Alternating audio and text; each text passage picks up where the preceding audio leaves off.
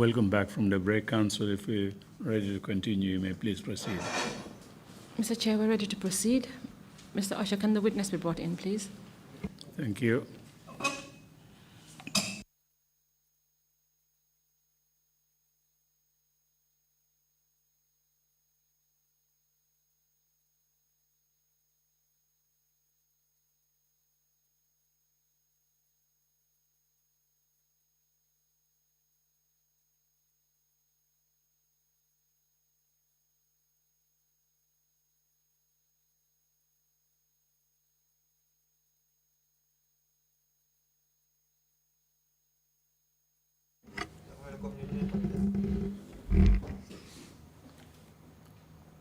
Thank you.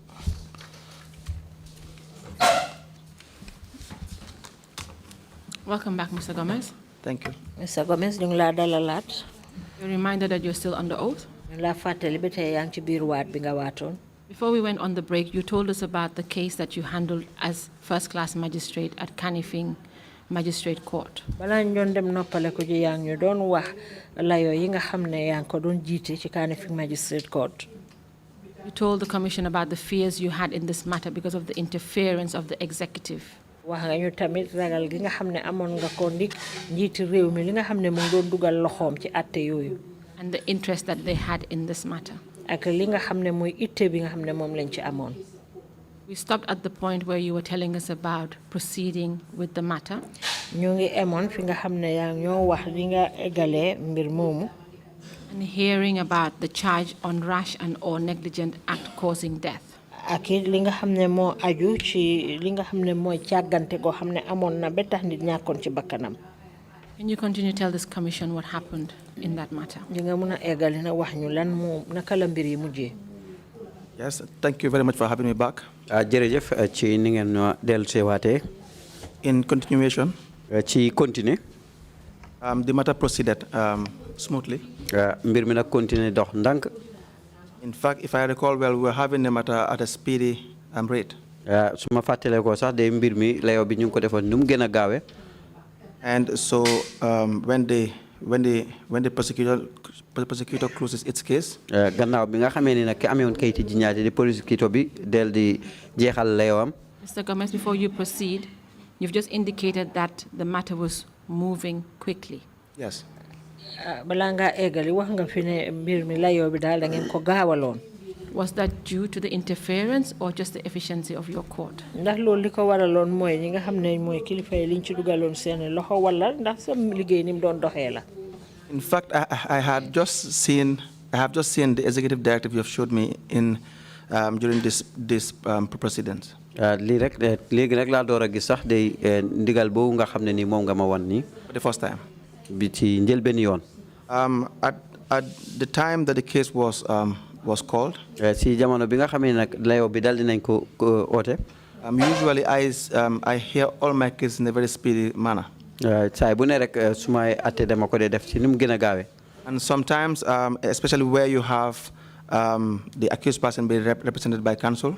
Surtout na si jamono bi nga xamee ni kiñ tuumal am na lawyer bu ko taxawal. It is common practice that they will want to take multiple dates. Saay bu ne dañ dee bugg a gis nag ñu jël ay bés yoo xam ne ni dañ tegalante. So no, it was not as a matter of interference. Kon nag nekkutoon ci anam goo xam ne dañ ci dugaloon loxo rek moo tax. But the dates were being agreed by the parties. Waaye nag nangatoo yooyu bés yi ay ñoom ñaar ñi ko seq ñoo ko doon nangatoo. Thank you. You may continue.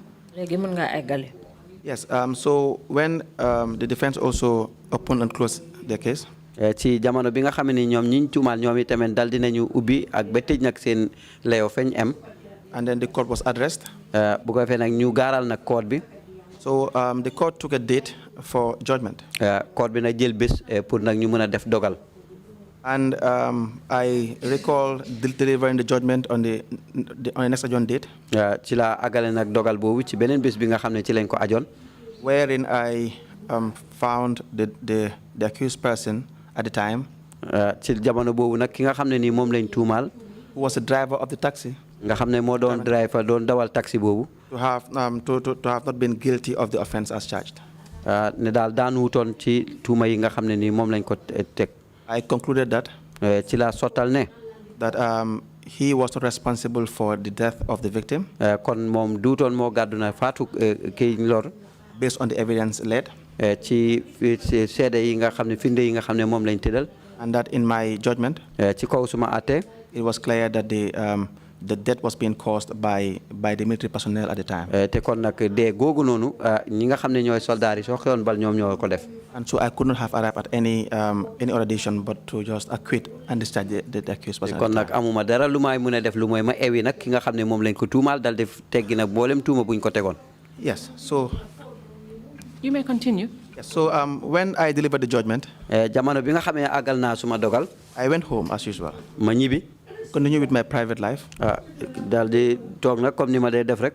I recall in the evening going to see a friend. Fàttaliku naa ci ngoon gi bi may dem seeti suma benn xarit. Who happens to be a lawyer now, but apparently a law student at the time. Te tamit jamono ji lawyer la te jamono boobu daal ku doon jàng yëfi lawyer la. Yes, one James Mendy. Ku ñu xamee James Mendy. So in the evening around 8 p.m. or thereabout. Ci ngoon gi ci boori juróom-ñetti waxtu yi ci guddi. My dad called me. Suma papa call ma. And asked where I was. Laaj ma fan laa nekk. And I said I was with my friend. Ci laa ko wax ne maa ngi ak suma xarit bi. But I'm about to come back home. Waaye nag maa ngi ñibbisi. And then he said to me. Mu ne ma. That they noticed a vehicle around the compound. Dañ gis benn oto ci boori kër gi. Which had no number plate. Te amul nag number. And it was tinted. Te oto bu ñuul la doo nekkee ci biti doo gis ki nekk ci biir. And so they were worried. Te jaaxle nañ. But I said to them that well, it could be any vehicle. Ci laa leen wax ne mën naa nekk oto bu ne rek. And so maybe they were just worried because of the fact that they were scared of what might happen. Li leen jaaxloon rek mooy dekkoon ne pour ñu xam ne lan mooy war a xew. At the time, yes. Is it that because at this time your father was aware of the judgment you had delivered earlier in the day? Ndax jamono boobu sa papa xamoon na dogal bi nga xam ne moom nga jëloon ca bés boobu. Yes, because at some point he used to come and attend court proceedings even though I was really against that. Waaw léegi daf daa ñëw sax teew si sumay court waaye ndax nekk na mbir moo xam ne daal du ma daan neex dama ko daan dingat. He must have been proud of you. Kon dafa mel ni moom ku la daan puugarewu la. Yes, coming from a very humble background, yes, he was proud of me for the fact that I actually I happen to be a lawyer after so many years of struggle. Yes. Wow, comme rek suñ fiñ bàyyi ko rek nga xam ne ni daal puugaroo na ma nekk naa lawyer si ay at yu bari. Can you tell the commission why he was worried that he saw a vehicle hanging around? Di nga wax commission bi lan moo taxoon sa papa jaaxle woon bi nga xamee ni gis na moto bu ñuul boobu amul benn number plate di wunaaru seen boori kër. I think it was common knowledge that anyone who lived in the Gambia at the time. Nekkoon nag loo xam ne ñëpp ko xamoon fii képp koo xam ne yaa ngi si réewi Gambia. Would be very much aware of the activities of the security force at the time. Xam nga nag yëngatu yi nga xam ne ni ñi yëngu ci wàlli kaaraange ñu ngi ko daan def. And in fact, during the course of this TRC, I'm sure there are so many testimonies regarding what happened to so many people at the time. Te gis naa ne si toogaay TRC bi am na yu bari yoo xam ne nettali nañ ko fi ci li daan am. Allegations of unlawful detention and unlawful of torture and so on and so forth. Di tuumaay loo xam ne ni na mu ngi jëm ci jàppoo teg benn place te dëppawut ak yoon ak métital yoo xam ne dëppawut ak yoon. Whether they were true or not, but then these were daily occurrences that were happening within the society at the time. Moo xam dëgg la wala dëgg daal waaye li nag mooy yi nga xam ne moo daan xew si suñ biir jamono boobu. As in people were talking about it. Ndax nit ñi ñu ngi ko daan laam-laamee. And so it is so natural that people will naturally be afraid whenever they see these kind of situations because a vehicle with tinted glass and no number plate is usually associated with the security forces at the time. Ndax nag dana nekk jamono boo xam ne nii de nit ñi jamono nañ di ragal lu mel noonu ndax oto boo xam ne nii oto bu amul number plate la te weer yi dañ ñuul soo nekkee si biti doo gis ki nekk si biir lu bari daal dañ laa wax ne oto ñi yëngu ci wàlli kaaraange la. Continue to tell the commission the conversation you continued to have with your father on the phone. Galil nag waxal commission bi waxtaan yi nga xam ne moom nga doon wax sa papa. Yes, so my point was very clear that it could have been any vehicle. Suma kàddu nag lu wér la woon ne wax naa leen ne la mun naa nekk oto bu ne rek. And so maybe they were just imagining things. Te tamit bu daal keneen ne ñu ngi xalaat ay yeneen. I wanted to come back home, but then my mother just picked up the phone from my dad. Bëggoon naa ñëw nag waaye suma yaay jël téléphone bi ci suma papa. And then with the very strict voice that I should stay where I was and spend the night there. ci ay kàddu mu ne ma daal fi mu nekk fa nga mën a nekk fanaan fa. Yes, and go ahead. So at this point, you're telling us that your parents were scared for your safety. Bon jamono bobu dafa melni sa way juri yep ñu ngi ragalon dal sa mbiri karange. They were. Waaw ragalon nañ kay. And they asked you to stay where you were. Legi nak ñu ne nga des dal fa nga xamne fa nga nekkon. Yes, I even spent the night where I went to just to see my friend. Foofu laa fanaan sax fa ma dëkk fa ma demoon seeti suma benn xarit. Can you tell the commission whether you were worried for your safety? Ndax di nga mëna commission bi ndax yow tamit jaxlé won nga sa warli karange? I was because, in fact, mainly based on the fact that you live with your family and they are constantly worried about your safety. waaw jaaxle woon naa ndax nekk ak sa njaboot ñoom itamit ñoom ñuy jaaxle lu jëm ci sa wàlli kaaraange. So you cannot avoid thinking about your own safety as well. mënuloo ñàkk nekk di xalaat sa kaaraange yooyu tamit. Whether it is justifiable or not, but you cannot still avoid. moo xam nag lu wér la wala wérul waaye daal foog si rek nga nekk di ko xalaat. Were you worried about the safety and security of your parents and your family? Ndax yow tamit jaxlé won nga nak ci li nga xamne modi karange sa way juri ak sa mbokay? Yes, because I would have preferred to be at the house. waaw ndax ina la woon nag pour ma nekkoon ci kër gi. So that if their worries were real, then I would have been the one to face the consequences. ndax bu fekkee nag li ñu leen jaaxaloon daal nekk na lu am boobaa ni kon ma dékku ko. So the answer is yes. waaw kon tontu bi nag mooy waaw. You have told the commission that you had to end up spending the night at your friend's house. Wax nga commission bi ne da nga far mujjé fanan sax kër xarit ba nga demone. Yes, that's correct. Can you tell us what happened after that? Wax ñu lan mo xew nak gannaaw lolu. So I spent the night there and then woke up in the morning. ma fanaan fa nag si suba gi ma xëy. I rushed to my the house. ma daw dem ca kër ga. To dress up to go to work. ma solu dem liggéey. And by the time the driver had already arrived. te jamono boobu nag driver bi agsi na ba pare. So I went to work. ma dem nag liggéey. Then while I was in the courtroom administering over cases. si jamono bi ma nekkee ci court bi di dékku ay leo. So the registrar of the court at that time, one Ramatulai, I forgot the last name. kii nga xam ne moo nekkoon registrar bu court bi ku ñu xamee Ramatulai fàtte naa ni mu sant nag. I also saw her walking towards me in the courtroom. ma gis ko mu ngi dox da di ñëw ci man. That was very, very normal to do. loolu nag luy faral di am la. Because as the registrar of the court, sometimes they will have very vital information to convey. ndax ki nga xam ne mooy registrar bu court bi léegoo-léeg ñu am ay bataaxel yu wér yoo xam ne war nañ la koy àggale. But on this day, I knew that I had the sense that something might have gone wrong somewhere. waaye nag boobu nag njottoon naa dara ne daal mun naa am lu moo xew. So she came and told me that I was needed at Banjul immediately.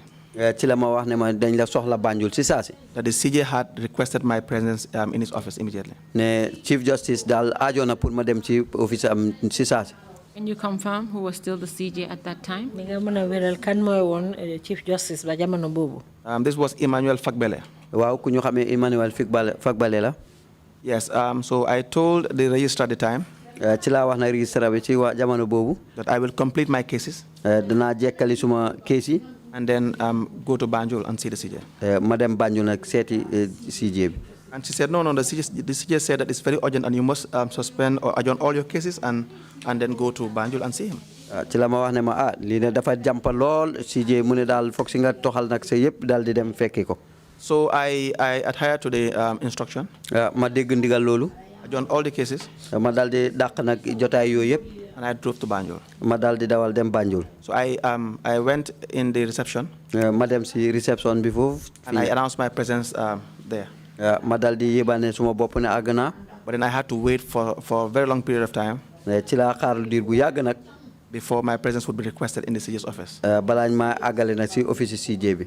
So, but then the reason was that. waaye nag li ko waraloon mooy. The Chief Justice at the time was waiting for the Judicial Secretary, who was Landing Sane, is currently a High Court Judge. nga xam ne mu ngi doon xaar ku ñu xamee Landing Sane High Court Judge la. Currently a High Court Judge. jamono ji la nekk High Court Judge. He was the Judicial Secretary at the time. time boobu nag Judicial Secretary bi la woon. And Mr. Gomez, yes, up to that point, do you know why there was a request for you to report to the CJ's office? Mr. Gomez ndax ba jamono jooju xamoon nga lan moo tax ñu soxla woon la office Chief Justice. oh yes, I had no prior information, like direct information as to why I was called. bu njëkk na xamoon lan moo taxoon ñu ooma. But no, I had no direct information as to why I was called. They didn't tell me as to why I was called. waxu ñoon man nag lan moo taxoon ñu ooma. But I knew at the time it was based on the prior judgment I gave the earlier date. waaye xamoon naa nag ne mu ngi aju rek ci dogal bi nga xam ne defoon naa ko ca démb ja. So definitely it was not, I was not in doubt as to why I was sanctioned. kon nag amoon benn jaax-jaaxle lan moo taxoon ñu oolu ma. Was this a normal practice for magistrates to be sanctioned to the office of the CJ?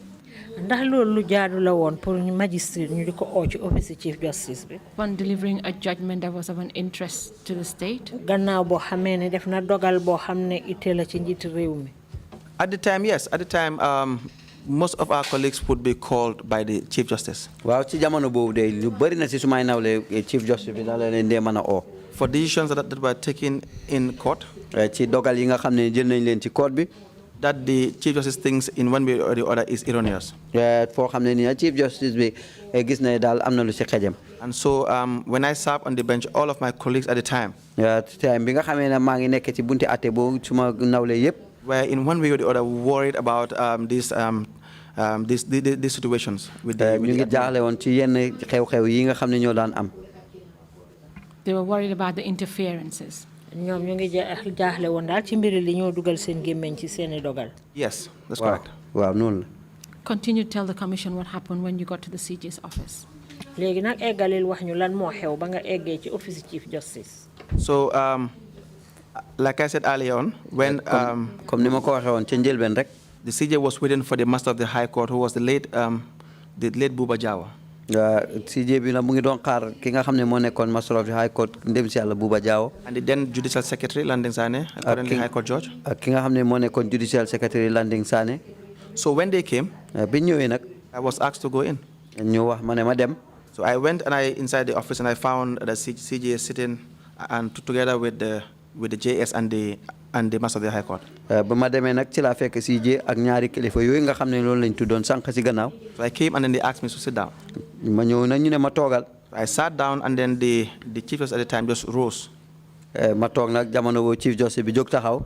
He had newspapers from different outlets. ci la amee ay kayiti xibaar yoo xam ne mu ngi nekk ci bu jóge koo ci yenn buntu kayiti xibaar yu uute. Because in the morning, most of the newspapers had already published the outcome of the case, the judgment. li nga xam ne mooy kayiti xibaar yu bëri nag daal dinañu bind nag li nga xam li dogal bi woon ci atte boobu. So he was not pleased at all. moom nag kontaanu toon. So he started telling me that look what you have done. ci la ma wax ne ma xoolal li nga def. See the headlines in all these newspapers. seetal nag buntu tasekaay xibaar yi liñ gën a fësal ci seen boppi xibaar yi. Words like yes. As per your statement, you said the CJ was furious. Is that correct? That's correct. Can you describe his reaction to you on that day? dañu mën a wax nag Chief Justice bi naka la meloon ci yow bés boobu noonu. Yes, because he was trying to blame me for delivering a very erroneous judgment. ndax mu ma doon yedd nag di ma wax ne daal lan moo tax ma def dogal boobu xejam boobu. And that as far as he's concerned, the judgment is totally wrong. tey tamit comme si moom xelam fi mu toll àtte boobu noonu dëppoowut ak yoon. How can I acquit the driver in that circumstance? ci kaw loolu naka laay ewee driver boobu ci lu mel noonu. When he could have only stopped and he failed to stop. ci foo xam ne waroon naa taxaw te taxawut. And therefore he had to answer calls from above. tey tamit mu ngi uyu ay call yoo xam ne ñu ngi koy callee ca kaw. And that I had put him in a very funny situation. tey tamit maa ngi ko dugal si lu kenn xamut. When he said he was receiving calls from above, do you know what he meant with that? bi mu waxee ne ñu ngi ko doon téléphone yu jógee ci kaw ndax xam nga lu mu tekki woon ci loolu. Well, when it comes to Fagbele saying that, yes, I assume that he was referring to the office of the president. waaw bi mu waxee loolu de yàlla ci laa njort rek ne comme office du président bi la doon de laay wax. I could neither confirm the information nor deny it at the time. waaw mënuma koo dëggal nag mënuma koo weddi tamit. But that was his position. waaye foofu mooy nekkoon taxawaayam. Continue about the meeting in the office. eggalil ndaje boobu ngeen doon def ci office bi. Yes, so he continued ranting. ci la continuer di coow rek. Blaming me and then telling me that now how will the international community see this? di ma ŋàññi di ma wax ne léegi na nit ñi ci biti naka la ñoo gisee lii. So we're all keeping quiet, myself and the Master of the High Court and the JS at the time. man ak ñeneen ñaari kilifa yooyu ma tuddoon ñoom ñëpp ñu ngi toog waaye ñu kenn waxut. Because mainly I did not see any reason as to why I should reply to or make a comment as to what he was saying. ndax gisuma benn dalil lu tax may war a tontu lim doon wax. But then the worst of all, waaye nag li ci gën a bon mooy. he now sat down mu toog. and started telling me like in very derogatory terms. ci wax yoo xam ne wax ju gën a ñàng la. I felt it was more or less like drawn towards embarrassing me, making me feel bad. anam goo xam ne pour rusloo ma mer. Telling me that you don't even understand the law on negligence. tey tamit ci la ma waxtaan ne xamuloo luy luwaa lu jëm ci sàggante. Because if you understand the law on negligence, you wouldn't have arrived at this station. waa tax bu fekkoon ne xamoon nga loolu na ko doon agsi fii. So I was still keeping quiet. ba léegi maa ngi noppi. And he said to me that, well, tell me what your opinion is as to the law of negligence. ci la ma wax ne ma léegi waxal leen mooy sa xalaat ci luwaa yi sàggante. But then I knew that he was waiting for, it was more like a trap.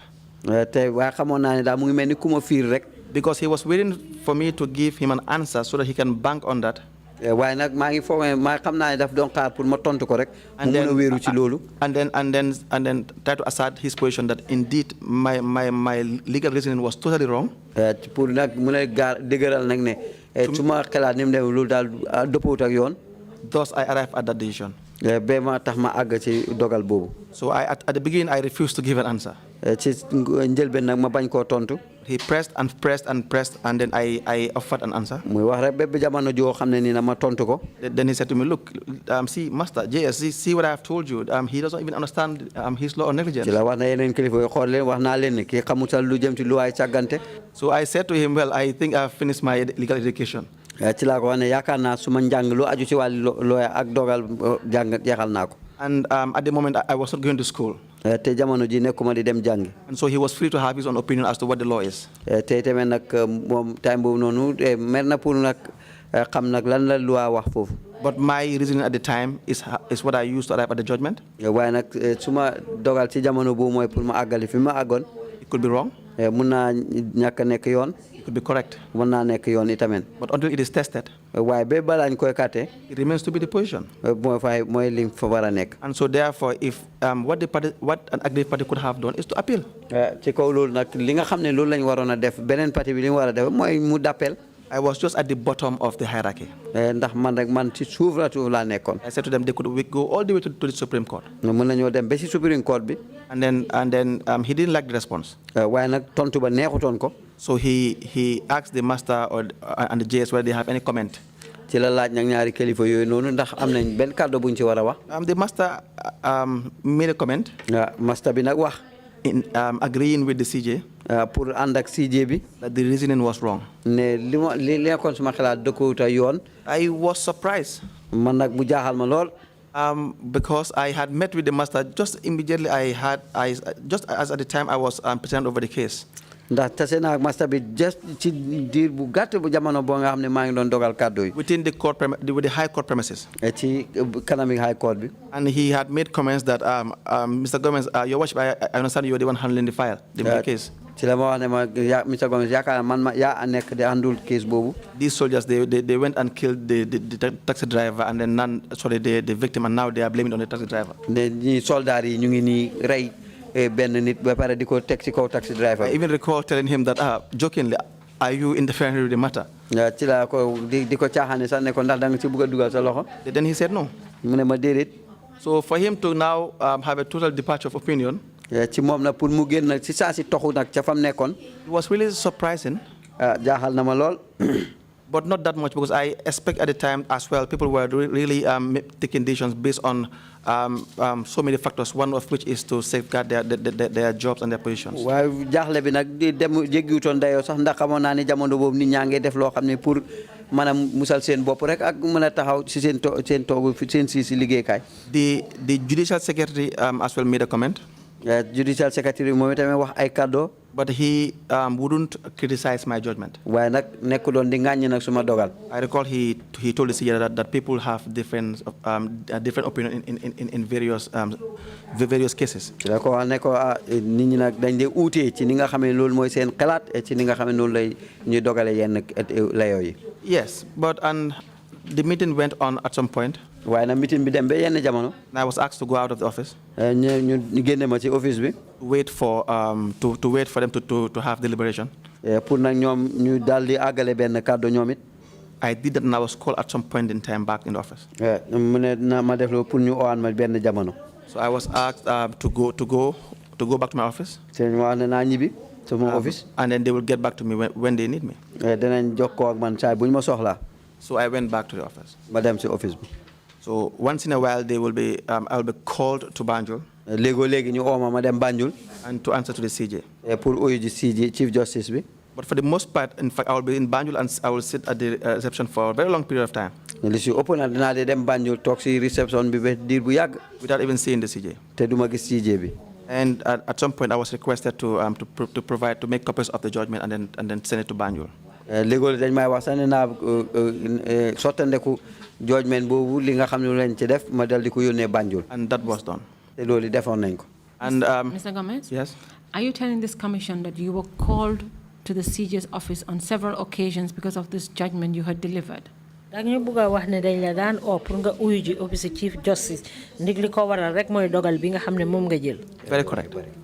Can you tell the commission about how many times you were called to the CJ's office? ñu nga mën a wax commission bi ñaata yoon lañ la oo ci office Chief Justice. This would be about 3 or 4 times, but apparently I only met the CJ once. lii mun naa nekk ñett ba ñeenti yoon. waaye nag benn yoon rek laa ci jàkkaarloog Chief Justice. Which was the day immediately after the judgment. lii mooy bés bi nga xam ne nii mooy ci ëllëg si bi ma defee dogal boobu. But the subsequent times, waaye nag ci li nga xam ne nii mooy li ci tegu. as I stated earlier, I would be there for a very long period of time without even seeing him. dinaa daan nekk foofu si diir bu yàgg te duma ko gis. Sometimes I will see the JS who will call me and ask me to go home. léegi nag JS bi dana de call mu ne may dem ñibbi. Yes. So. Can you tell this commission what happened next? wax nga mën a wax commission bi nag lana xew gannaaw bi. Yes, I later on at some point I received a call from the JS. gannaaw loolu ma jot na téléphone bu jógee ko ci JS. I could not tell the timeline between the judgment and the call, but it would have been a month or 2 because I was eventually transferred. mënuma wax nag diir bi naka la toll diggante bi ma attee ak biñ may call waaye mën naa nekk ci diirab weer wala ñaari weer ndax jamono boobu sax toxal nañ ma. Yes, so the JS called me and then asked me to come to his office. JS nag call ma ne ma dem ci office am. And then when I went to see him, bi ma demee pour gis ko nag. He said to me that he knows that I'm no longer in good terms with the Chief Justice.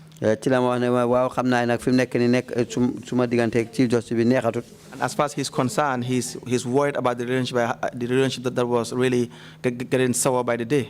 ci la ma wax ne daal gis na ne daal seen diggante daal neexatut. And in his words, he will transfer me. ci ay kàddoom bugg na ma toxal. Outside the jurisdiction. ma génn na ci jurisdiction boobu ci béréb yooyu. That is not. He will not even take me to Banjul or Bundung or Birkama.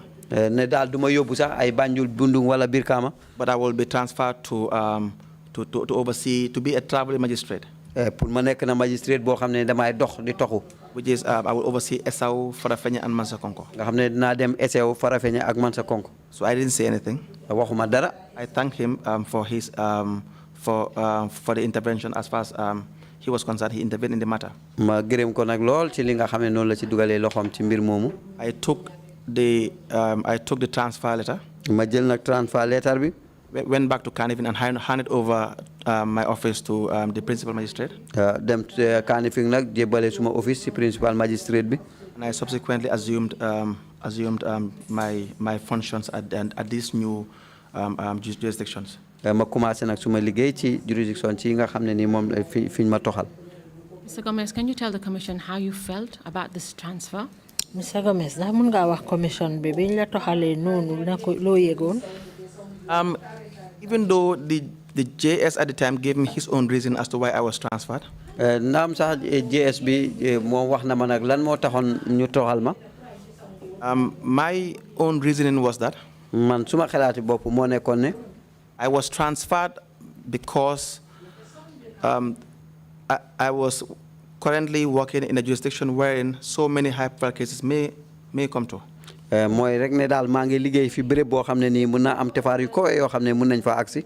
And so the Chief of Justice at the time wouldn't want me to actually serve as a hindrance towards his interest. te boobaa Chief Justice du bugg a maay liggéey foo xam ne nii mën naa dox digganteem ak soxlaa joom fi mu nekk. So that is the main reason why I was transferred. loolu nag moo tax ñu talli ma toxal. And so it was more of a punishment to me daanaka daal mel ni dañ ma doon toroxal noonu. than normal administrative procedure. ni anam yoo xam ne nii jaaruwaay la ci wàlli liggéey. Because I was the only one transferred at that time. ndax man rek lañ toxaloon ci jamono boobu. And if you worked at the judiciary back then, you will understand that usually there are periods where magistrates are being transferred and circulated from in different courts. tey tamit gis nañu tamit am na jamono diir boo xam ne nii magistrat dañ leen toxal ci diggante ay court yu bokkut. Yes. Thank you. I was actually going to ask for you to explain that to the commission. But you have said it beautifully that at that time you were the only magistrate who was transferred.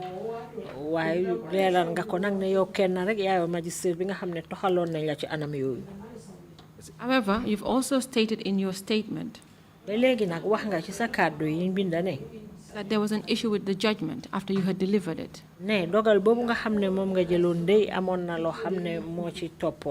Can you explain to the commission? Can you kindly come again, please?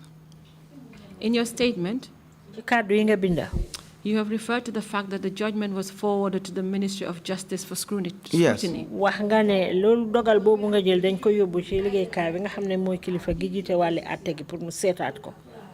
Yes. Before I jump onto that, I would want to clarify the issue of the transfer as well. I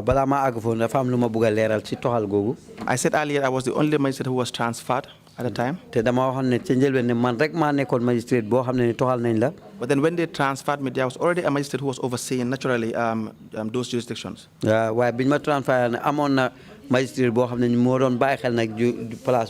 then I was the reason for the transfer, so naturally he will have to come down so that I can go and assume office.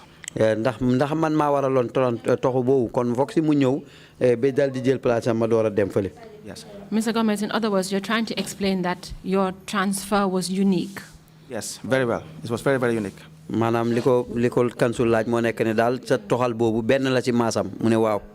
that the transfer was done to stop you from listening to cases that the government had an interest in. I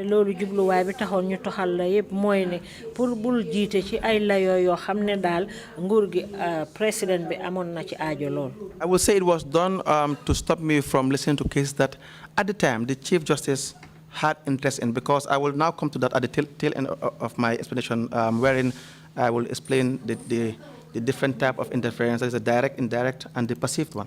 So this, at that point in time, I was dealing directly with the Chief Justice. So things that are of government interest, to him at the time, knowing Fagbele, these were things that he has personal interest in, because he was there to safeguard his own interests. Pour nak ci jamono bobu nonu moy li nga xamné ni mom la aajol mom Fagbele lo xamné nak nguur gi amna ci aajo mom itamit dana ci woné aajom dafa la aajom nek.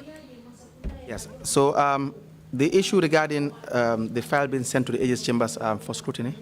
Li nga xamné mo taxaw nak file bobu ñu yobbu ko ci Aegis chamber bi pour ñu sét ko. I came to know about that at a later point. Gannaaw nak la doora xam nak lu taxone. Because I understand that the file was open at the Aegis chambers. And when files are opened at the Aegis chambers, they are usually assigned to a counsel.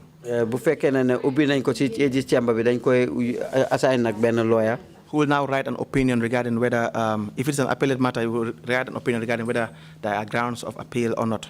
So the lawyer who was assigned this file, his name is one Ibrahima Jaita.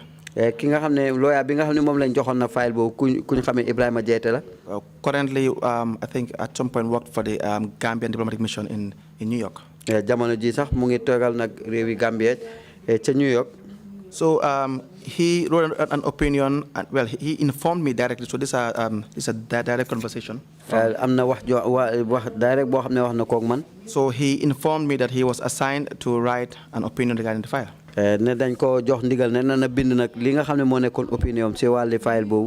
at the face of it is very normal, because if the state is not satisfied with the judgment, they can just appeal, and this is the procedure to follow.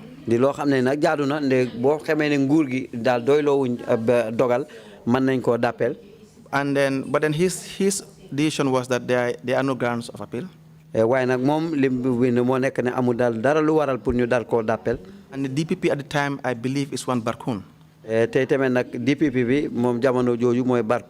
I understand that his superiors, I think Barkun, was not satisfied with the addition in the beginning.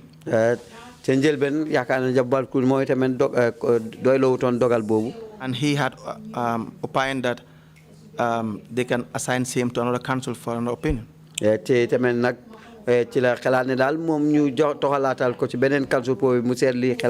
But then they went by his opinion. And he informed me reliably that he even had to accompany the then DPP, who's Barkon, to a meeting with the Chief Justice. Chief Justice. And in my mind, that was the unusual part of it. Because while it is very, very normal to appeal, write an opinion, appeal a judgment of the lower court. It should be totally independent of any outside influence.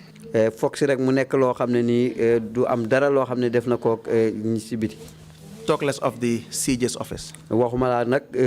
Chief Justice. So he said to me in the meeting that that the CJ was not pleased with that, and because Barkun had told the CJ that, well, the lawyer who wrote the opinion is here, and then he said that there are no grounds of appeal. And that one and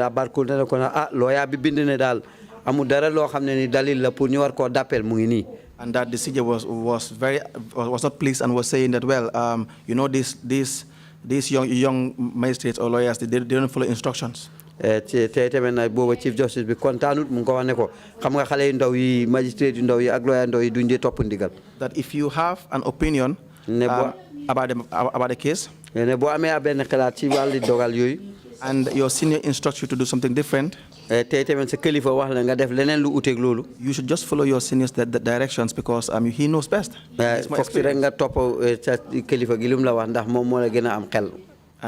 Yes, so that was the information I gathered from this Mr. Jaite. And then the prosecutor indicates as well. At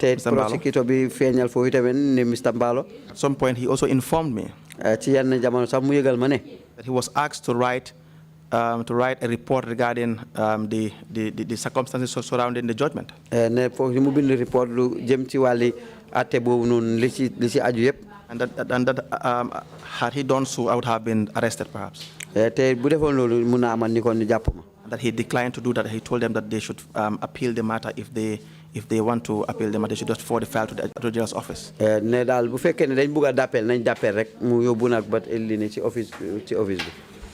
Mr. Gomez, can you tell this commission why the CJ, Fakbele at the time, had such a great interest in this case? Wow, Mr. Gomez, dax di nga mëna wax commission bi fi lan mo tax be CJ bi Chief Justice bobu donon Fakbele jamono bobu lan mo taxone mu aajo won lol ci até bobu nonu? If you know Fakbele at the time, bo xamé Fakbele ci waxtu wo, you will know that this was a Chief Justice da nga xamné ki jamono Chief Justice la bo xamné who was highly political. Ko xamné dafa dugal bopam ci wali politique torop. And I'm saying this as a first-hand information. Because I had worked under him. And so this was a man who would just wear political caps as well. In fact, he would even direct that at his time, he would even direct that names be sent, name of support staffs be sent to his office for those who are interested in to go and farm for the president. Ne daan wax sax ne daal turi ñi nga xam ñoo fay liggéey kat yi képp koo xam ne bëgg naa dem ci tool yi président bi bay na àggale turam. So it was normal for anyone to support any political party. Normal na nak jaadu na pour kenn ku nek parti bu la neex nga and ca. Yeah, some of us voted for some of us, I mean, all Gambians voted for the former administration at that time. Am ñu Gambia yu bari wotel nañ nak nguur gi fi nekkon. But the doctrine of the independence of the judiciary, I believe, was very sacrosanct. Waaye nag li nga xam ne ni mooy sagoteeg liggéey buntu liggéeykaay àtteekaay bi na nekkoon na loo xam ne lu am solo la. And so he should have been seen to be very independent. te tamit waroon nañ koo gis ne koo xam ne ni kuy dox ak sagoom la. And like I said, not only be independent, but to be seen to be independent. Nekkul rek nag ne dafa war a nekk kuy dox ak sagoom waaye nag nit ñi war nañoo xam ne kii kuy dox ak sagoom la. As this is what will draw confidence from the public. Ndax lii mooy nekk li nga xam ne nii dana indi nag kóolute ci nit ñi. And when they have confidence in the independence of the judiciary, te buñ amee kóolute ci saguteeg buntu liggéeykaay àtte bi. This will promote the rule of law. lii nag dana nekk loo xam ne nii dana yéwénal lu jëm ci wàllu topp loi. And the natural outcome will be you will have a very stable country, of course. te tamit li cay fàqee ko mooy ne da nga am réew moo xam ne réew mu dal la. Therefore, Mr. Gomez, you're telling this commission that ci kaw loolu nag Mr. Gomez yaa ngi wax commission bi ne the CJ then, Mr. Fagbele, Chief Justice ba jamono jooja mu di Mr. Fagbele allowed his political moom dafa nangu nag li nga xam ne moo di wàlli politique role taxawaay bi mu cee jël to influence the decisions he would make in his office that was to be independent. pour doxal nag li nga xam ne moo di liggéeyam boo xam ne mu ngi koo def ci office bi te waroon a nekk liggéey boo xam ne daf koo def ci coobare boppam. Yes, because if you call me, I will just take myself as an example. If you call me and tell me and attack my judgment based on the fact that you feel your boss or the executive is not pleased with the judgment, danaa jël suma bopp def ko sant yoon mu ngi mel ni rek bu fekkee ne oo nga ma wan ma ne kontaanuloo ci dogal bi nga xam ne dogal def naa ko ndek sa boss moom di ñi jiite nguur gi daal jo kontaanuñ ci. it's clear indication that you are allowing yourself to be politically influenced. loolu dafa mel ni yaa ngay may sa bopp rek ne daal yow mun nañ la watat fo waxtu wu ne ci wàlli politique. Whether you're directed to act in that way or you're doing it in your own volition is still interference. moo xam ndax dañ la digal nga def ko wala yow yaa ngi ko defee ci sa xoli bopp rek. Mr. Gomez, is it correct for the CJ to perceive that the president is his boss? Mr. Gomez ndax jaadu na nag pour Chief Justice bi gisee ne président bi mooy bossam. That is a very tricky question. loolu nekk na laajte de. As lawyers, we will say it's not correct. comme ay lawyer dañuy wax ne loolu daa jaaduwut. Because we serve the public. ndax ñun nit ñi la ñuy liggéeyal. And the three arms of government, of course, the executive, judiciary, and the legislation. di ñetti bunti nguur googu yëpp di buntu bi saytu wàlli doxalini atte beeg wàlli néegi député yi ak tamit ñoom ñu amee nguur gi ci kaw. Even though there should be checks and balances, but then especially the judiciary, it should be absolutely independent. foog si rek ñu am ay dugalante waaye nag buntu attekaay bi nag foog si rek mu nekk buntu boo xam ne dafay dogal sago. And there are reasons as to why the judiciary should be independent absolutely. te tamit nag am nañ nag dalil loo xam ne ni muy wane ne judiciary bi di buntu attekaay bi foog si rek muy dox ak sago boppam. You don't even have to be a lawyer to even know as to why it should be independent. nekkul ne da nga war a nekk lawyer rek mooy tax nga war a xam lan moo tax muy war a dox ak sagom. Because here you have a body that is supposed to adjudicate fairly. fii am nga fi buntu boo xam ne nii dafa war a atte ci jub. Without partiality. te duñ ci am benn parparloo. And without fear or favor. te duñ am dara luñ ragal wala am koo xam ne ni dañ ko bugg a xàcce seen bopp rek yërëm ko. So if you see yourself as serving another body or institution, boo gisee sa bopp rek ne yaa ngi doxal ci beneen buntu liggéeykaay la. If the CJ is to see himself as having a boss who is the president, pour CJ bi gis ne daal am na boss bu mel ni président bi. that will that may to a great extent influence the decisions.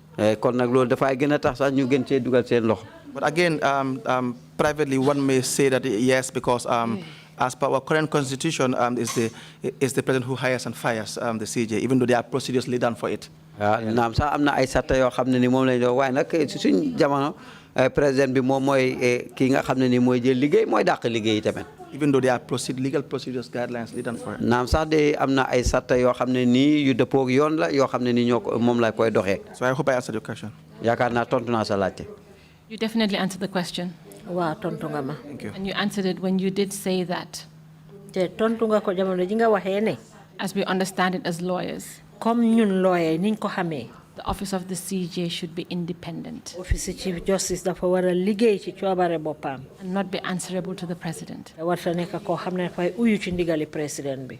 Mr. Gomez, from what you have just said, Mr. Gomez, si wéeroo ci li nga wax nii léegi. you're telling this commission that under the watch of Fagbele, yaa ngi wax commission bi de ci njiite Fagbele.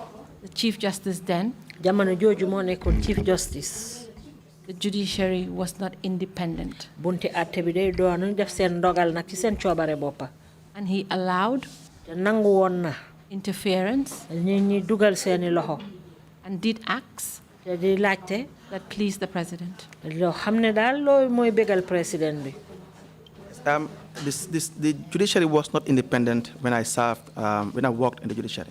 Judiciary bi time boobu noonu duñ daan doxee seen sago si bopp ci jamono bi ma fa doon liggéey. Because aside my experience, gannaaw nag li nga xam ne nii moo ma dal. there were other incidents happening at the time. am na yeneen xew-xew yoo xam ne ni amoon na. If magistrates can be arrested over decisions taken in court.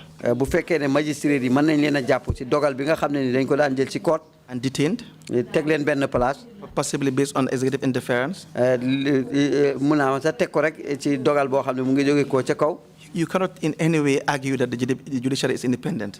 mënuloo gaaral nag daal judiciary bi jamono boobu mu ngi dox ak sago. That is total disregard to the doctrine of independence of the judiciary. loolu nag nekk na loo xam ne nii day daal dinañu dégg fànnaar nag li nga xam ne mooy dogali judiciary bi. So yes, under Justice Fagbele, the judiciary was not independent. waaw ci ron Justice Fagbele in judiciary bi du daan dox ak sago. Mr. Gomez, can you give us examples of magistrates that were arrested and detained? Mr. Gomez ndax di ñu mën a wax ci misaal ay magistrate yoo xam ne jàppoon nañ leen teg leen benn béréb. Yes, that will now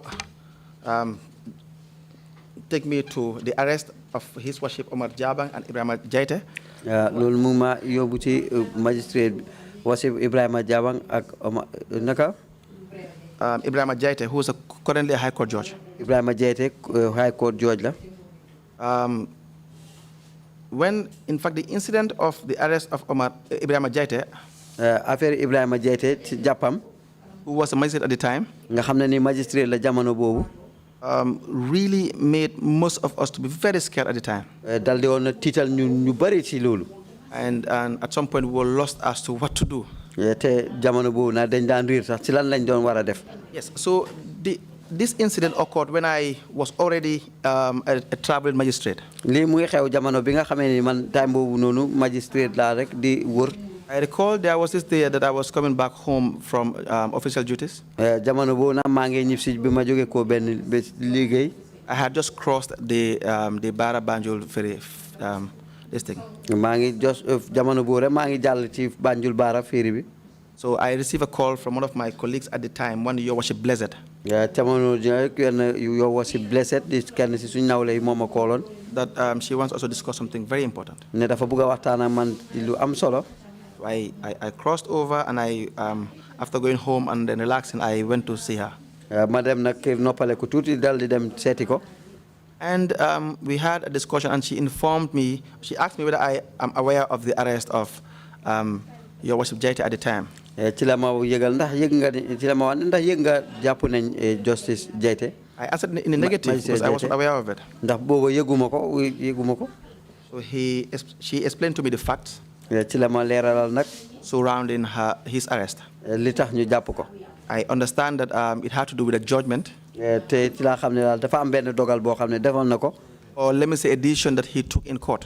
ci wala boog dogal boo xam ne jëloon na ko ci court bi. If I recall well, he struck out a matter. su ma fàttale ko dafa am layoo bu mu dàq ci biti. And then they had to arrest him. ci kaw loolu ci lañ ko jàpp. Based on the fact that he struck out the matter. ne daal dafa dàq layoo boobu ci biti. And he was detained. ñu daal di ko teg benn place. So Mr. Gomez? Yes? Is it because the state had an interest in the matter that was being handled by the said Mr. Jaite? loolu xanaa dafa fekkoon nag ne nga xam ne moo di nguur gi amoon nañ aajo ci loolu nga xam ne moo doon xew bi tax ñu jàpp Mr. Jaite. Obviously, yes. I do not know the case in itself in question. waaw mën naa ne waaye nag xaw ma nag tefaar boobu noonu ci boppam. But I know he was arrested by agents of the state of the police. waaye nag xam naa ne daal ñii liggéey ci nguur gi ñoo ko jàppoon. And so my main interest was that regardless of whoever has interest in the matter, man nag suma li nga xam ne ni moo nekkoon suma taxawaay moo nekkoon nag ak ku munti doon koo xam ne ni moo amoon aajo ci mbir mi. at the time we were only interested in the fact that the arrest was unlawful. jamono boobu nag ñun li nga xam ne loolu lañ amoon soxla rek moo nekk ne jàpp boobu ñu jàpp ko dëppoowut ak yoon. And the subsequent detention was also unlawful. ak li nga xam ne noonu lañ ko tegee benn place loolu tamit dëppoowutoon ak yoon. Because it was totally wrong to arrest a judicial officer in the course of his duties, official duties. ndax jaadu pour ñu jàpp nit ci jamono bi nga xam ne mu ngi dox liggéey. Of course, later we will come to realize that it was a case that the government, of course, had an interest in. That was why he was arrested. ndax mu jégi ci lañu yëg ne daal nekk na mbir moo xam ne ni nguur gi am nañ ci aajo moo tax ñu jàpp ko. Mr. Gomez, for clarification, can you indicate what state agents arrested Your Worship Jaita at that time? Pour leeral rek Mr. Gomez sax di ñu mën a wax yan ndawi buur ñoom ñooy ñi nga xam ne ñoo jàppoon Mr. Jaita jamono boobu. I do not know who conducted the immediate arrest at the time. xam nga nag kan moo def nag jàpp boobu noonu ci jamono jooju. But I know afterwards that he was arrested by the police. waaye nag mu jóge ci laa xam ne daal ñu jàpp na ko di police. Can you tell the commission where he was detained? ndax di nga mën a wax commission bi bañ ko jàppee fan lañ ko teg benn béréb. I believe it was Banjul. I'm not sure. 5-6 years. Banjul waaye leeru ba. Yes, because when Joseph Jabang was arrested, he was arrested and placed into custody at the serious crime unit in Banjul. Jabang yi biñ ko jàppee ñu ngi ko yóbbuwoon serious crime unit bi ci Banjul. I got to know his place of detention because I personally visited him in detention. xamoon naa mu jégi fan lañ ko tegoon ndax demoon naa seeti ko. But for Your Worship Ibrahima Jaita, as he then was, waaye nag Your Worship Ibrahima Jaita comme ni mu nekkee woon. I never visited him. mosuma koo dem seeti. I only organized the meeting of all magistrates at the time. man ma dama oote woon rek meeting yi magistrate yëpp ci jamono boobu. And then that was when we approached the CJ's office. te mooy jamono bi ñu àggee ci office ci Chief Justice bi. Mr. Gomez, can you tell the commission why you found it necessary to arrange a meeting with all the magistrates? Mr. Gomez, ndax di ñu mën a wax nag lan moo tax nga gis ne jar na pour nga oote ndaje boo xam ne yaa ngi ko doon seex ak magistrate yi. We back then it was difficult to even see ourselves as a united body as magistrates. jamono boobu nag dana daan jafe pour gis ñu daal ne bennoo lañ di comme ay magistrate. Because of the problems we were facing at the time. ndek jafe-jafe yi nga xam ne moom lañ doon jànkuwante ci jamono boobu. The possibility of being victimized for actions you take in court. te tamit nag nga xam ne ni mun nañ laa lor ci jéego yi nga xam ne moom nga jël ci court bi. And I can tell you with certainty that most magistrates were being careful, very careful of the decisions that they take in court, especially when they feel that it attracts executive interest. te mën naa laa wax fii ne magistrate dañ daan bàyyi seen xel bu baax a baax ci mboolem luñ daan dogal rawatina nag layoo yoo xam ne nii daal gis nañ ne nguur gaa ngi ci teg seen bët. And I had already experienced firsthand this type of interference from the Chief Justice's office, who claimed to have been called by the president by the time.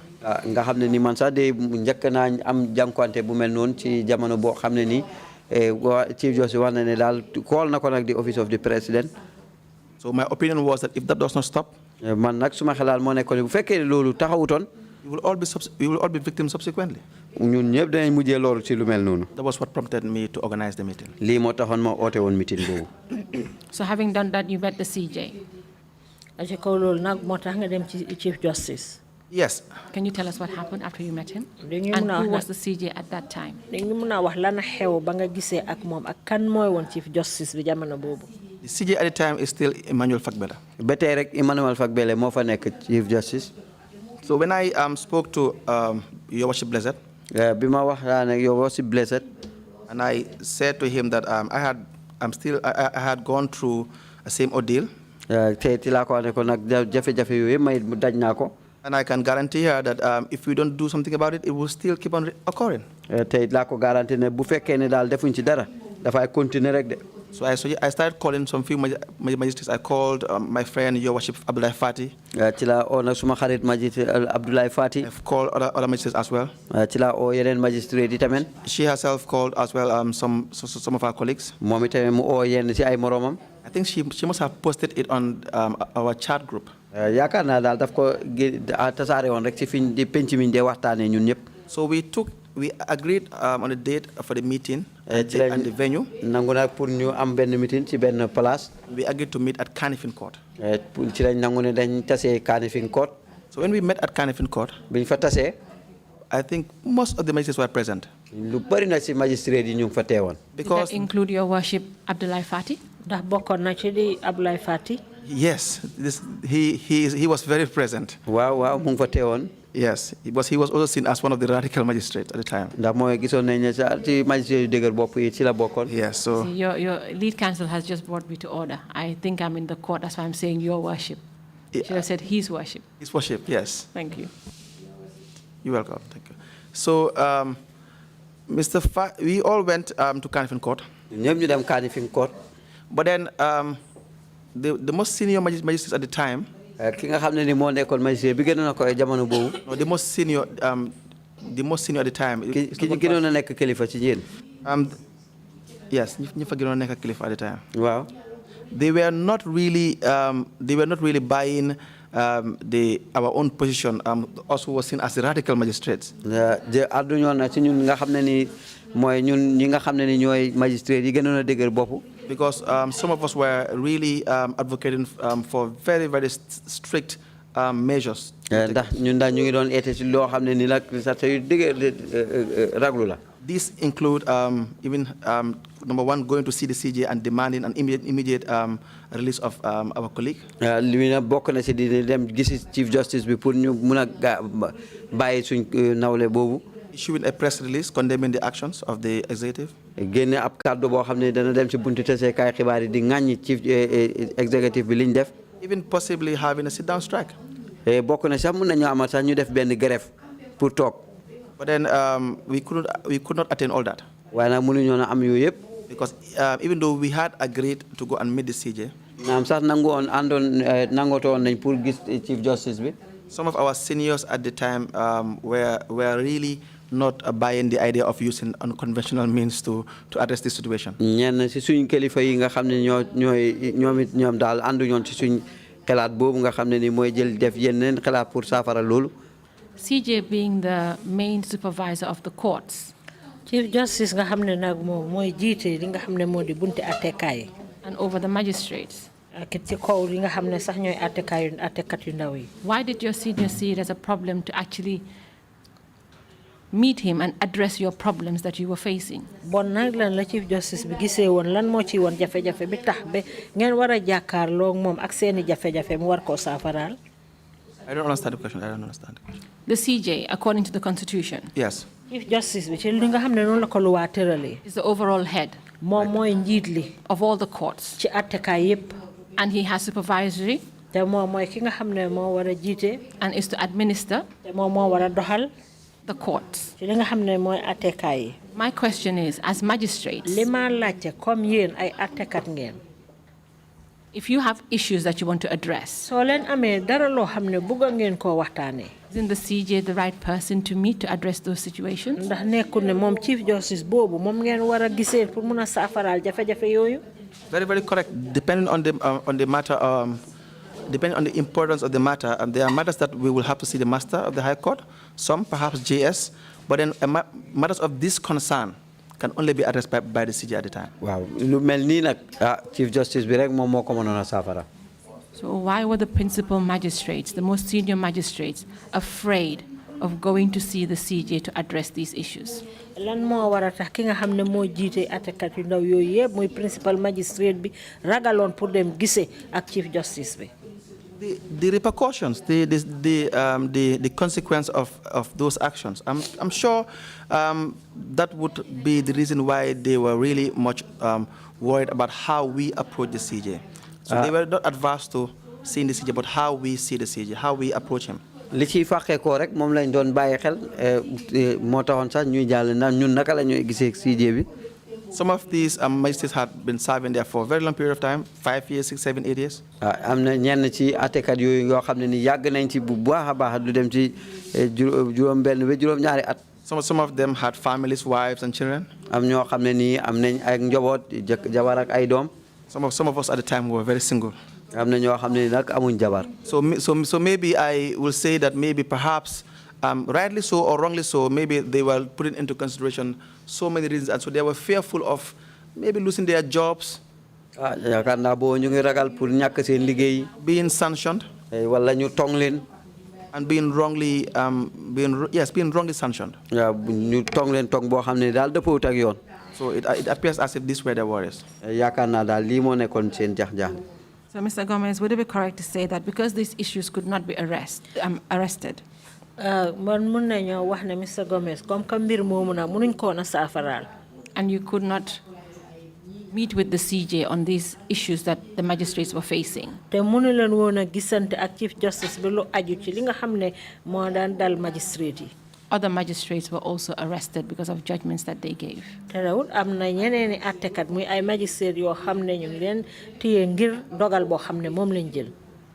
Yes to the second tier of your question, but yes, we end up seeing the CJ. Waaw mu jégi nag gis nañ sax Chief Justice bi. Yes, we end up having a demanding for a meeting with the Chief Justice. Mu jégi sax sàkku nañ pour am jotaay ak Chief Justice bi. Tell the Commission what happened in that meeting. Waxal commission bi lana xew ci meeting boobu. Yes, so we pressed on because the meeting was very lengthy. We first met among ourselves, the magistrates. ñun ñoo njëkk a def meeting. And then it was then I realized that perhaps because I was always seen as the most stubborn at the time. But then I could tell you that there were some other colleagues of mine who were really adamant on making sure that the right thing has been done.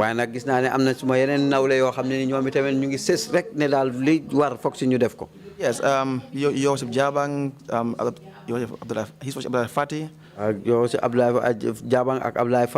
Blessed, and some other few of our colleagues who were really who would really condemn these actions in no uncertain terms. So we pushed to go and see the CJ.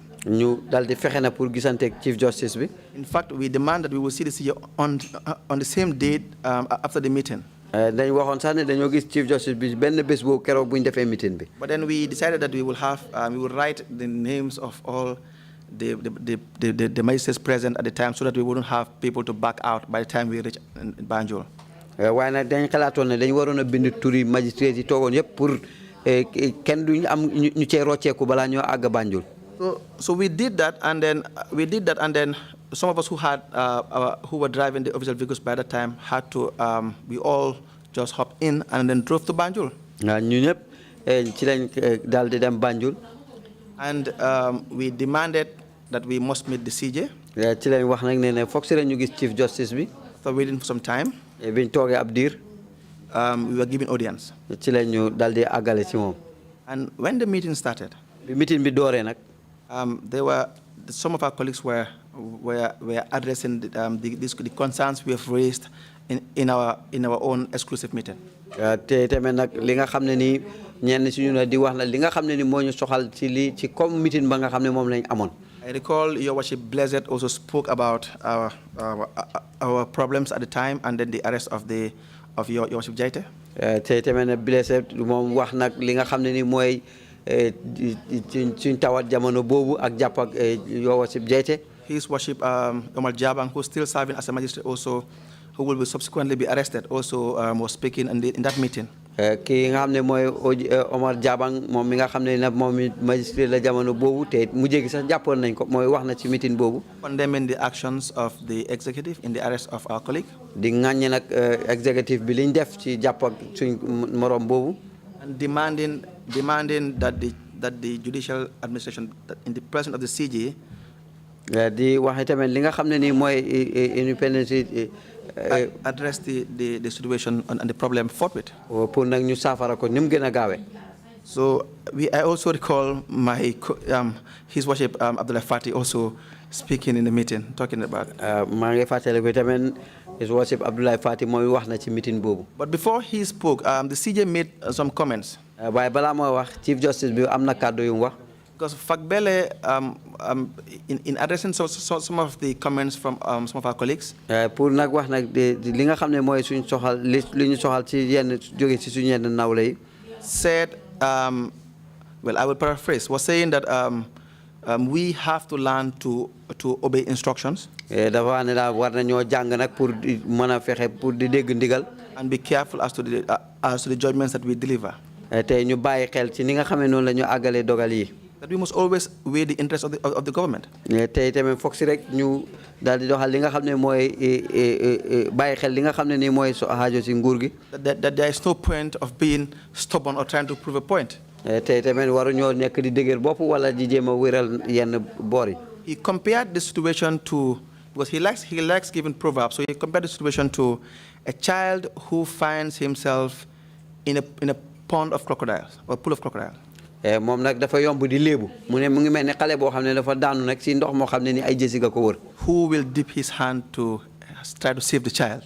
kan mooy jéem a dugal loo xam ne pour jéem a sowe xale boobu. The message was very, very clear. waa bataaxel bi na leeroon na de. That the child would have been any magistrate who was been detained in this time, Justice Mr. Jaite. ne xale boobu de mooy kii mooy magistrate boobu nga xam ne moom lañ jàpp jamono jooju. And the pool of crocodile would be, of course, the government. tey tamit jësi yi ko wër nag xam na mooy nguur gi. So he will not dip his hand to save anybody. kon nag moom du dugal loxoom pour jéem a sowe kenn. So his advice would be for us to be cautious and to listen to advice. mooy nag suñ lim ñu wax nag mooy nekk nañ bàyyi xel te tamit di dégg ndigal. Mr. Gomez, are you telling this commission that Justice Fagbele at the time wanted you all to be a rubber stamp judiciary? Mr. Gomez dang ñu bëgg a wax ne Fagbele jamono jooju dafa bëggoon koo xam ne rek ni ngeen a àttee da ngeen koo jël ci wàllu ndigal ngeen defee ko noonu. Yes, in relation to the lower bench as the magistrates, I think maybe you'll have the judges to come and testify. I don't know how the arrangement is. But for us at the lower bench at the time, that was exactly, you are very correct. waaw kon noonu la yow waaye su fekkee ci ñun magistrat yi nekkoon ci suuf moom loolu li nga wax dëgg la. So yes, go ahead, counsel. Did he take any action to facilitate the release of your worship Jaite? ndax am na yéen jéego yoo leen jël nag pour ñu mun a bàyyi your worship Jaite? I don't think so. I don't have any evidence that he took some action in the subsequent release of his worship Jaite. fooguma ko de ndax gisuma benn firnde boo xam ne ni jël wane na ne moom jël na ay jéego pour ñu mun a bàyyi justice Jaite. Even though at the end of the meeting he said that he will try to see what he can do. ci njeexteel meeting bi sax dafa wax rek ne daal dana seet daal lu mu mun a def. But yes, you want to ask a question? I was just going to refer to your statement. dama doon bëgg a jéem rek ci li nga xam ne mooy kàddu yi nga binda. You indicated that Fagbele wax nga fa ne Fagbele said he would try and beg the president ne moom dina jéem a ñaan président bi. and then get back to you. ba pare dina leen wax lu ci faxee ko. Can you explain on that further? dañu mën a gën a leeralal loolu. Yes, that was very, very correct. In fact, this happened at the time. Some of our senior magistrates at the time would plead to him and then inform him that they know he can do something about it. waaw lii mooy jamono bi nga xam ne ni yenn kilif njiitil magistrate yooyu danañ ko wax ne ko daal waxtaan ak moom neexal ko wax ko ne ko daal am na lum ci mën a def. Because they were more diplomatic than some of us. ndax ñoom daal ñoo gënoon a am yar ci wax yenn yi de ñun. Not am yar, I'm diplomatic. Yes, they try to say it in a very nice way. mooy am yar rek. Fine, that's fine. All right. Anyways, so apparently that was the time that he made those similar comments. loolu mooy jamono bi mu waxee kàddu yooyu. Can you tell this commission how long Justice your worship Jaite was detained? ndax di nga mën a wax commission bi Justice Jaite moom yan diir lañ ko jàpp. We received information that he was detained at serious crime in Banjul. jot nañ xibaar nag wane ne fi ñu ko téye woon mooy serious crime unit bu Banjul. I think he was detained for some days. I'm not sure exactly how many days, but because after the meeting, I had to go back to Farafenni. gannaaw meeting bi nag dama delluwaatoon Farafenni waaye xam naa daal jàpp nañ ko ci ay fan. Yes, I can vividly recall, but not exactly how many days. waaye nag mun naa fàttaliku loolu daal waaye xamuma nag ñaata fan. But then, in fact, before the intervention of some of our senior colleagues. waaye nag balaa suñ yeneen kilifa yi di ci dugal seen loxo rek. In trying to sweet talk the CJ at the time, Fagbele, to try to do something about the situation. Pour neexal nag Chief Justice bi pour mu jéem a def dara. When the CJ made the comment that we must always look at the interest of the government at the time. Jamono bi nga xamee ne wax na li ne daal dañ waroon na bàyyi xel rek li xaaju ci nguur gi waxtu wu ne. And we must consult before we deliver certain judgments. Te foog si ñuy diisoo balaa ñooy dogal. I was sitting in the meeting with His Worship Fati. maa ngi toogoon ak His Worship Fati ci meeting bi. Because I can't recall even speaking at I don't think I even spoke at a meeting. Mun na maa fàtte ndax man sax wax naa sax ci meeting bi. Because it was very expected I would even speak in the meeting. So definitely I was really impressed with some of our colleagues who were really brave in addressing the issues. Séntu woon nañ sax ne danaa wax de waaye ndax nag maa ngi doyloo waanoon naa suma yeneen moroom yi nga xam ne nii wax nañ ci meeting bi. Because when His Worship Jabang spoke in very strong terms and condemned these actions. Jamono bi nga xamee ni Lordship Jabang wax na ci ay kàddu yu wér di ŋàññi nag loolu. And the CJ made these comments. Te Chief Justice wax kàddu yi. I recall His Worship Fati stood up and then also was making some comments as well. Ci laa gis rek His Worship Fati moom it jóg taxaw moom it di wax ay kàddu moom itamit. And if I'm allowed to paraphrase, I think he said to the CJ that why should we deliver judgments or make decisions and then considering the interests of the president? Who is the president? Ci la fàttaliku la wax na kàddu yi ne waaw lan mooy tax ñun suñuy def ay dogal di bàyyi xel lu jëm ci mbiri xaajoo si président bi kan mooy président bi. That we must be independent in our decisions. Foog si rek ñuy dox ak suñu sago nag si suñuy def suñuy dogal. So I recall pulling his suit and telling him, my friend, you're really going too far. Ci laa ko xàcce nag ci suutam bi ne ko suma waa ji yaa ngi sori de. That they always say I am very stubborn, but this is just too far from you. Just too bu ne much. dañ de wax ne dama dëgër bopp waaye nag bii moom sori nga. Yeah, so that was how. Gomez? Yes. Was he wrong in the statement that he made before the CJ? Mr. Gomez, ndax loolu dafa juum ci li nga xam ne mooy kàddu yi mu wax ci kanam CJ. He was absolutely correct. Noonu kay moom correct woon na.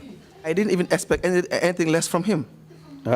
Seentu moom leneen lu gën a tuuti loolu ci moom. I was just impressed with the fact that there were some of my colleagues who were really brave and really courageous in speaking truth to power. Kontaanoon naa rek ne am na suma yenn moroom yoo xam ne daal niñ doon waxee daal ñu am nañ wax ci seen kàddu. And so it was a relief to see some of our colleagues to not be alone in the ship. Te tamit nag loolu nag daloon na xel rek ne daal nekku na ñun rek ñoo nekkoon ci gaal gi. Yeah, so basically that was the rationale behind my reaction towards him. Te tamit loolu moo doon dalil bi nekkoon ci suma jéego yi ma jëloon. Was it also the fact that you were afraid of what might happen to him after that meeting? Ndax da nga ragaloon xëj na dina am lu ko dal gannaaw buñ bàyyi ko ci meeting boobu. Oh yes, I would not naturally be. I would naturally say the same thing, but when it comes to somebody, I really careful. So of course, yes, I was really really worried because he was really just being very direct and very raw, as if you allow me to use the word. Waaw xam ndax dafa nekkoon koo xam ne nii rek dafa fësoon ci lim doon wax rek ci jamono boobu. And it was absolutely correct. Waaye nag mu ngi woon ci dëgg. It is therefore correct that you're telling this commission that you got nothing fruitful from that meeting from Fagbele. Kon mun nañoo wax ne mun ngaa wax commission bi ne seen ndaje boobu ngeen doon def Fagbele amu leen dara loo leen soxla daal lu ci faaxee ko. Absolutely correct, because when the meeting I think ended in the evening around 8 o'clock or so, or thereabout. Te loolu waaw ndax meeting bi dem na ba boori juróom-ñetti waxtu ci ngoon ci jamono boobu. So when we were out of the office, some of us were trying to talk to some of our colleagues and to see what would be the next step. But then you can clearly see that most of our colleagues were not really willing to take it any further. I didn't get that one. I said when we were out of the meeting, some of us were talking to some of our colleagues to see how best we can take it further. But it was clear that most of our colleagues were really worried about taking the matter to another level. So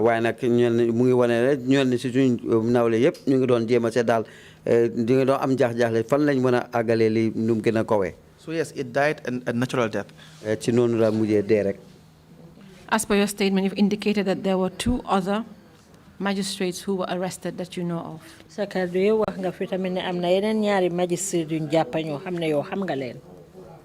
I think the two that were arrested were His Worship Jaite and His Worship Jabang. I am not sure whether I mistakenly mentioned some other third person. No, that is correct.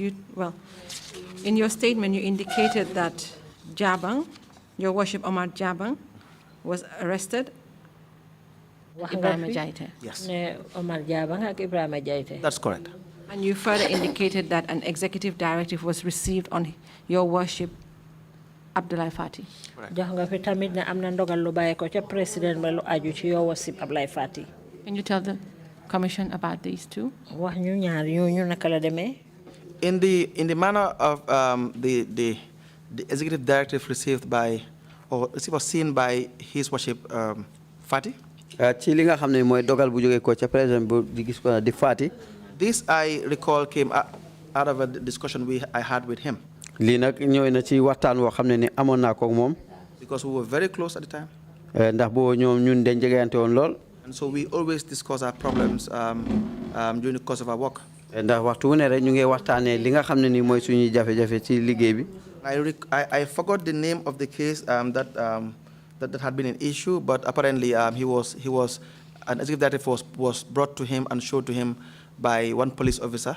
Waaye nag xam nga ban case la woon waaye nag am na dogal boo xam ne mu ngi jóge koon ci kaw won ko nag di benn police officer. Yes.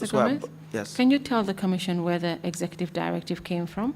Ndiga muna wax commission bi digal lolu baye ko ca kaw ci kan la jógee. His Worship Fati will tell me that as far as he was concerned, the information he received from the officer prosecuting the case at the time. Li ma waxee rek ne loolu bataaxel bi mu jógee ci officer bi doon prosecute mbir mi ci waxtu woowu. Said to him that it was from the office of the president. Wax na ko ne ko dogal boobu mu ngi jógee ko ci office président bi. And he refused. His Worship Fati refused to receive the executive order, I think. Te tamit His Worship Fati dafa bañoon a dégg na ndigal googu. But this arises out of a discussion I had with him. Waaye nag lii mu ngi ñëwee ci waxtaan wi nga xam ne nii moom laa amoon ak moom. Therefore, you're telling this Commission that it was not unusual for magistrates to receive executive directives. Kon yaa ngi war a wax commission bi ne daal loolu daan faral di am la pour magistrate di am ndogal yoo xam ne mu ngi bàyyeekoo ci njiiti réew. As to how? Pour wax leen naka. To conduct their cases. La ñoo doxalee seeni dogal. And also to influence the decision that they should make. Ak it pour dugal seeni gémmiñ ci bépp dogal boo xam ne ñoom moom lañ war a def. I would say it was not unusual for there to be interference in the manner in which we administer our case at the time. I will say it was not unusual. But as you can see from the executive directive that you have just shown me, most of these directives don't really come directly to us magistrates.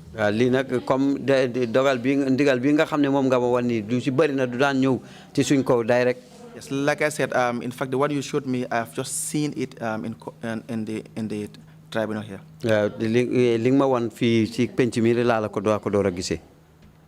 In the Commission.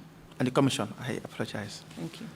In your statement, you referred to a problem that you encountered with the NIA. Is that correct? That's correct. Statement bi wax nga ay jankuwante yoo xam ne am nga ko ak NIA. Can you tell the Commission about it? Wax ñu naka la demee.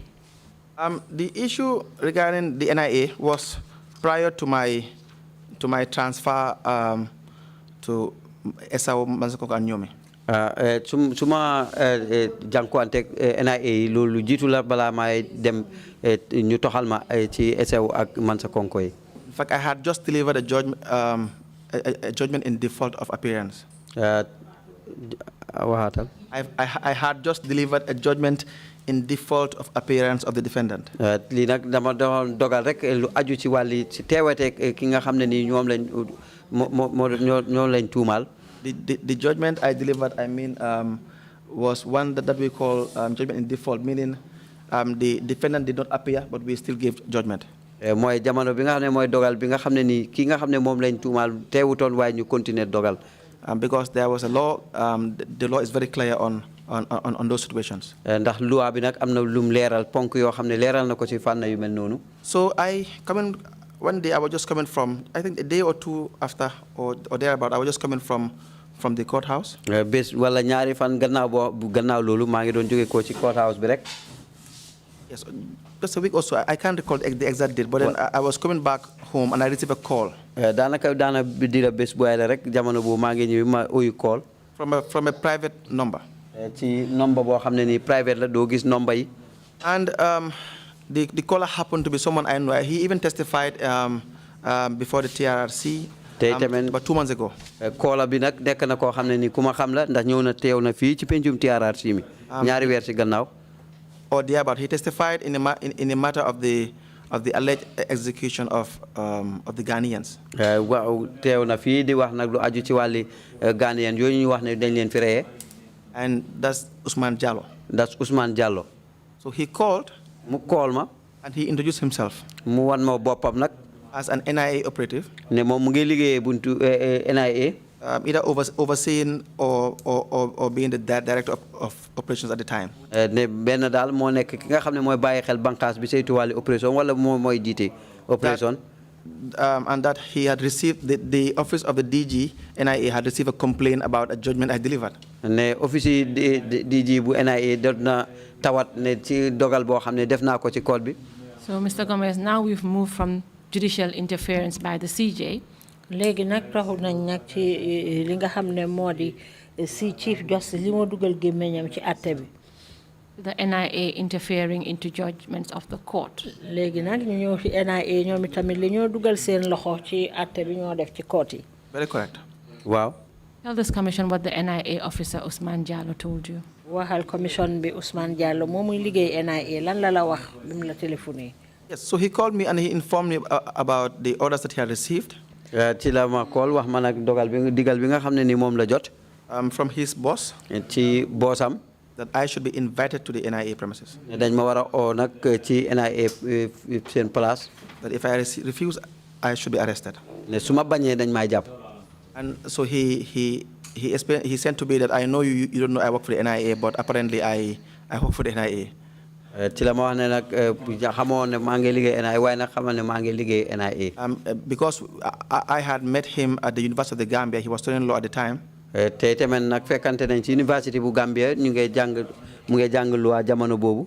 When I used to go there as a lecturer, invited to lecture on certain topics. Ci jamono boo xam ne dañ ma fa daan oo ma dem pour jàngale fa ci yenn topic yi.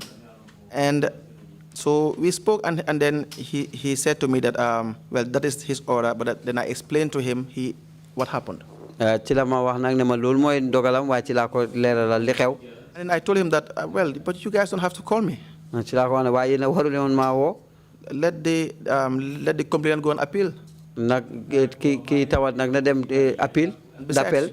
Besides, you guys don't even have powers to interfere in these situations. Te ndax sa yéen sax amu leen doole pour dugal seen loxo ci mbir mi. He said to me that he advised same to the DG. Mu ne benn xalaat boobu la wax na directeur bi. But then the director wouldn't just listen. Waaye nag directeur bi daal oyuwut ko sax. That he himself believed that they should not interfere.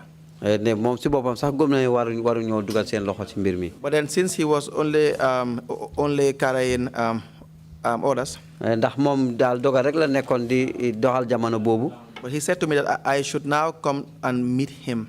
Waaye nag ci la wax ne fi mu nekk nii naa ko war a dem fekki ko. Possibly at his house. Benn daal ci néegam.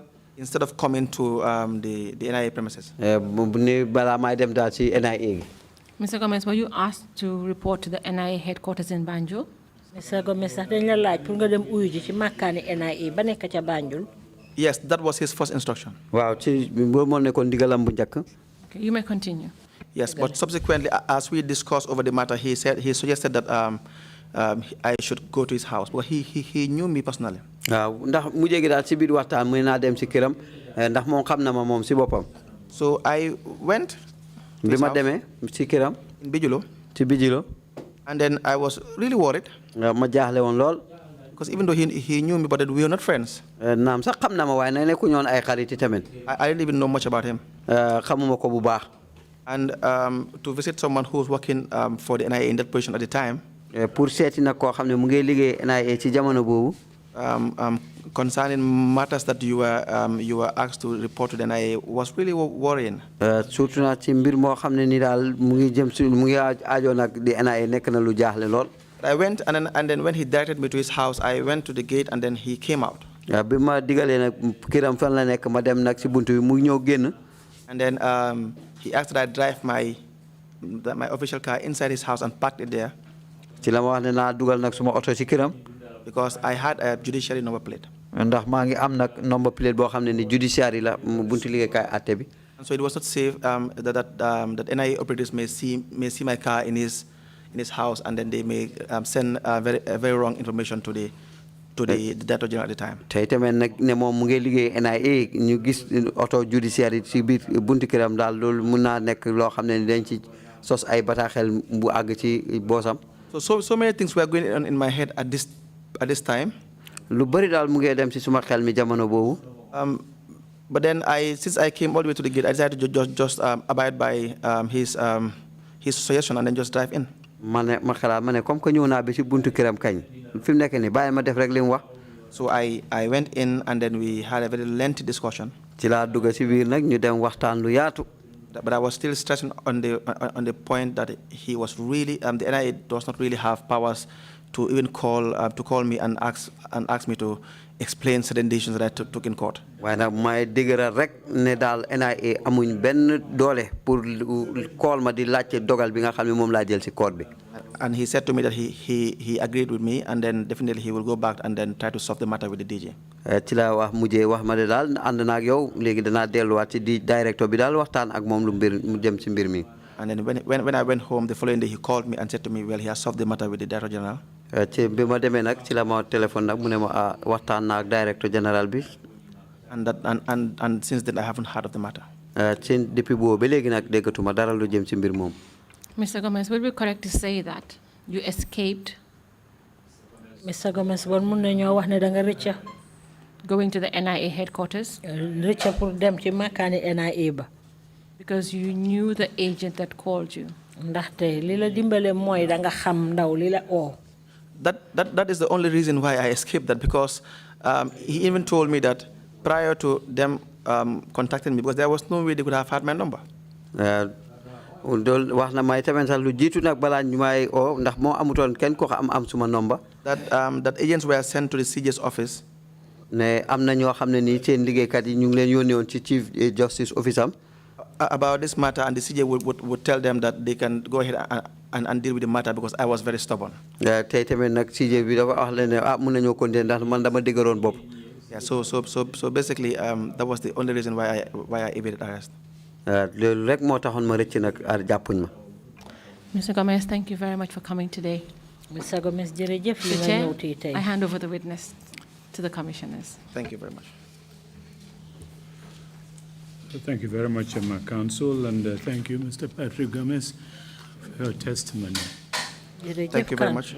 Jërëjëf Gomez sa seede yi nga joxe fii. Quite an intrigue, all these interferences with you personally and with the system. It's extraordinary. Li nga xam ne moo waral li dox sa diggante ak li nga xam ne moo woon doxalini nguur gi jamono boobu doy waar la. Commissioners, if you have any questions, please indicate. Commissioner Carr, you have the floor, please. Thank you, Mr. Chairman. Jërëjëf Chairman. And thank you to Mr. Gomez, my very good brother and friend. Jërëjëf Mr. Gomez, suma mbokk di suma xarit. Thank you very much. Thank you for coming to testify before the commission. Jërëjëf li nga ñëw pour joxe sa seede ci kanam commission bi. I want to commend you for the good work that you have done. Maa ngi laa gërëm ci liggéey bu baax bi nga xam ne moom nga doon def. And for standing up for the right things. Ak li nga taxaw pour gis ne li yoon moo am. And it's not a surprise to me because I've known you since childhood. Te loolu nag bettut ma de ndax man xam naa la depuis ba nga nekkee gune. We grew up together in Joswang. Ñun ñëpp a màggandoor Joswang. I just have one small question. Dafa am laajte bu ndaw bu ma la bëgg a laaj. Who was the NIA director when the issue was, when you were called by Mr. Jallo? Kan mooy woon njiiti NIA jamono ji la Mr. Jallo doon oo ci téléphone. Thank you. Jërëjëf. Thank you very much, Commissioner Carr. jërëjëf Commissioner Ka. I really am grateful to appear before the commission and then to see you as a commissioner. kontaan naa lool ma ñëw ci kanam commission bi te gis la nag nga nekk ci kilifa yi seq pencam commission bi. If I may say this thing before I answer the question. mun naa wax lii balaa maa tontu sa laajte bi. Is that regarding who the director was at the time. pour nag kan moo nekkoon director bi waxtu boobu. If you will permit me, I may not want to answer the question. bu fekkee ne mun nga maa may bugguma tontu laajte boobu. The reason being, when I resigned from the judiciary at the time. lii xew na mooy jamono bi ma bàyyee liggéey ci judiciary bi jamono boobu. Funnily enough, I had worked as a defense attorney. jamono boobu nag nekk na ku daan taxawal nit ñi ci court bi. And I represented some of these NIA people in the case of Solo Sandeng for 3 good years. tey tamit bokk naa ci ñi nga xam ne ñoo taxawuloon NIA yooyu ñu doon atte ci mbiri Solo Sandeng ci diiram ñetti at. In fact, I was jointly with the lawyer for the second accused person, Louis Mendy, for 3 good years. nga xam ne nii maa nekkoon lawyer yi ki nga xam ne nii bokkoon na ci ñi tuumaal Louis Mendy ci ñaari at. So consequently, I've in one way or the other defended these people as well. tey tamit kon dafa mel ni rek taxawal naa ñi ak nu munti mel. With your kind permission, I would want to respectfully decline to answer the question. ci kaw tontu nag dama bugg a ànd ak yar rek bañ a tontu nag sa laajte boobu jërëjëf. Commissioner Carr, are you satisfied with that, or can he write it yes. On a piece of paper for you to say? And I would instruct him to do so. Which one? With your permission, Chair, he can write it down. On a piece of paper? Yes, thank you. I'm very pleased. Thank you so much for that understanding.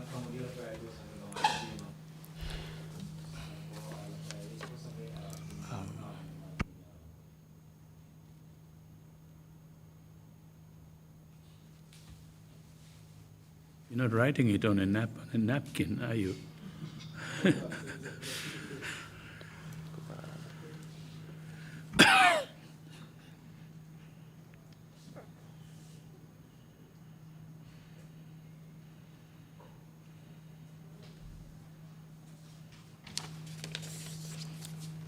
Thank you very much, Mr. Gomez. Imam C, you have the floor, please.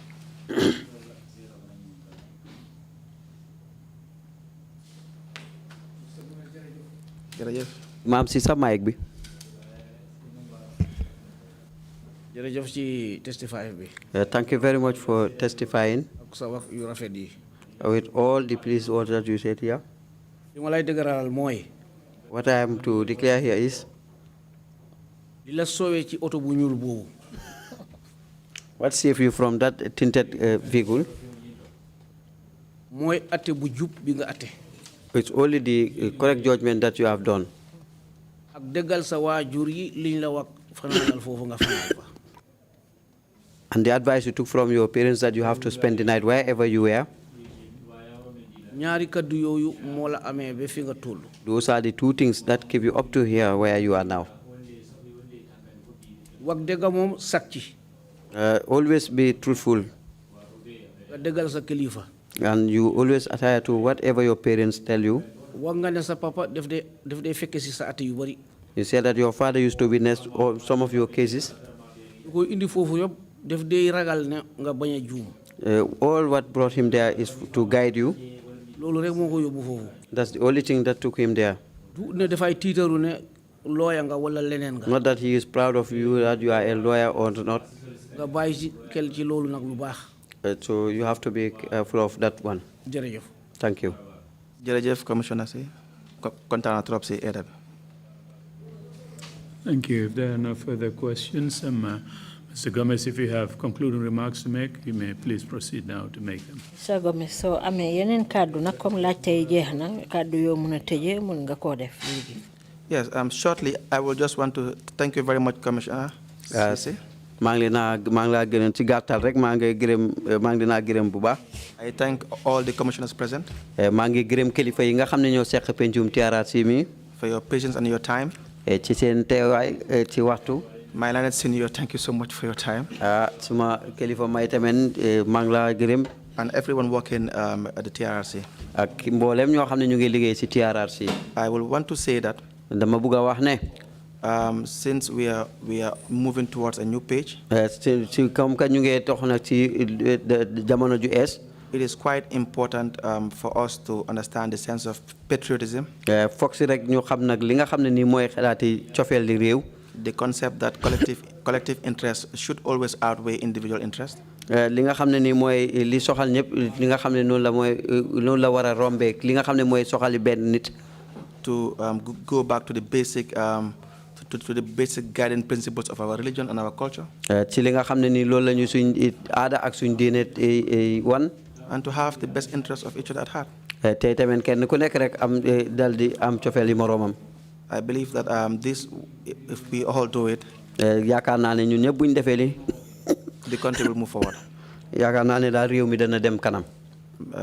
So because sometimes it is not only bravery or being courageous. Ndax nekkul rek jamono joo xam ne ak njàmbaar la rek. But the overwhelming interest that there has to be the collective good, it has to be protected. waaye nag ñi nga xam ne mooy ina ñëpp ne daal dañ war a aar réew mi. That being said, I thank you once again. Comme ni ma ko waxee woon rek gërëm naa leen yéen ñëpp. And I am grateful for your time. te tamit kontaan naa si waxtu wi ngeen ma amal. Thank you so much. jërëjëf. Thank you very much, Mr. Gomez. Yes, we're the ones who should thank you for coming to testify. Council, if you have any submissions to make, please proceed to do so now before we conclude. Mr. Chair, the letter dated the 15th March 2015 with the heading Incidental Report should be tendered as Exhibit 222A.